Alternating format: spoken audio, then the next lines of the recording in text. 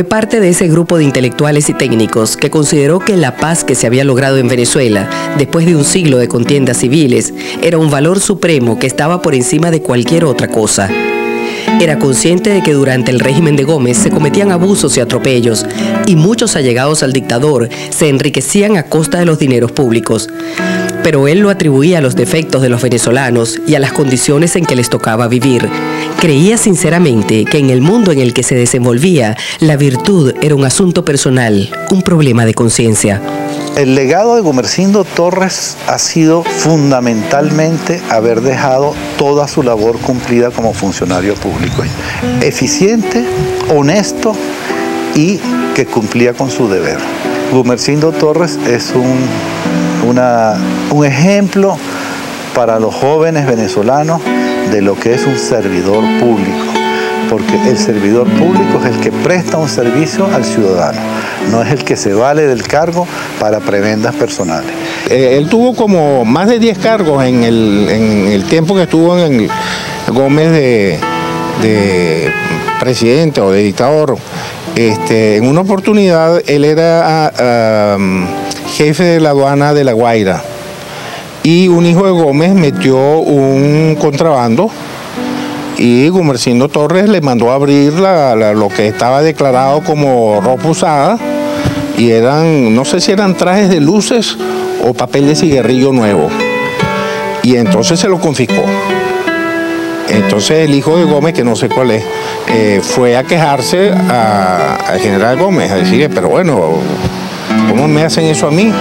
Y Gómez le dijo, pero ¿y cómo se le ocurre a usted meter un contrabando por la aduana donde está Gumersindo Torres? Las gestiones por las que principalmente es recordado son las 2 veces en que ocupó el Ministerio de Fomento, en las que sentó las bases dentro de un entorno adverso para una política petrolera nacionalista, y la de primer Contralor de la República, en la que intentó implantar sistemas que condujeran a una administración honesta de los recursos públicos.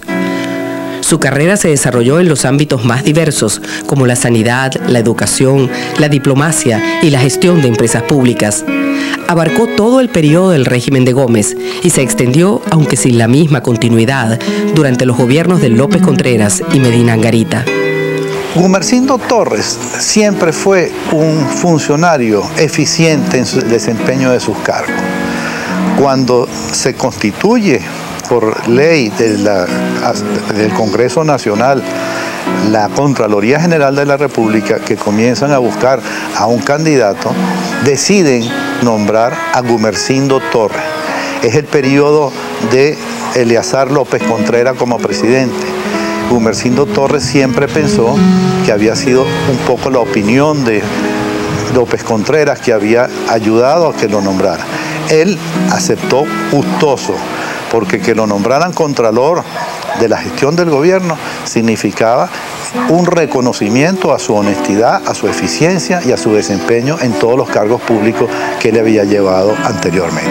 Cuando muere Gómez, al poco tiempo, López Contreras sale en Fantoches una caricatura porque López nombró a Gumersindo Torres primer Contralor General de la República. Y entonces la caricatura es Gómez desde el infierno, viendo a López Contreras, diciéndole, tuviste que poner uno de los míos para controlar a los tuyos. Dicen que Gumersindo Torres le hablaba a Gómez con tal franqueza que tal vez ello explique el que nunca fuera ministro durante los periodos en que éste fuera directamente presidente de la República. No obstante, Gómez lo llamaba mi pelota de goma, porque según decía, para donde quiera que lo tire me da buenos resultados. Cuando salía del Ministerio de Fomento era debido a la tensa relación que se había creado con las compañías petroleras, pero siempre en el marco de los cambios generales de gabinete, de manera que jamás se consideró una deshonra a su dignidad de funcionario público. Fue un fiel partidario del general Gómez. Y lo curioso es que en medio de una administración en que la gente se cogía los reales por todas partes, él mismo cuenta, fue un hombre absolutamente honrado y que trató de evitar la repartición de las concesiones para el beneficio de la gente que rodeaba al general Gómez. Tanto así que cuando él sale del ministerio la primera vez, es que empieza lo que Betancourt llamaba la gran danza de las concesiones, y se reparte sobre todo su hijo, el hijo de Gómez, José Vicente, que era vicepresidente de la República, y algunos de sus allegados se reparten las concesiones para luego traspasarlas a las grandes compañías internacionales. Gumersindo Torres, a pesar de su fervor patriótico, tuvo muchos problemas en el gobierno de Gómez, porque no te olvides que Gómez quiso tener su propia empresa petrolera, corporación venezolana, que llamaban Gómez Corporation, que decían los americanos, para tomar como burla, ¿no? Afortunadamente, las compañías petroleras vieron eso un mal augurio y no quisieron hacer negocios con esa corporación. Pero entonces, ¿qué pasó? Que ahí es donde yo veo que arranca la preocupación de Venezuela en el futuro de la industria petrolera. Por un lado, Gumersindo Torres, doctor Egaña y todos los técnicos de esa época estaban muy preocupados por el control financiero, técnico de la industria. Pienso que era de poca palabra, pero muy firme en sus convencimientos y una manera de actuar extraordinariamente clara. Nunca fue sino una persona recta que daba los consejos a su momento, que hacía,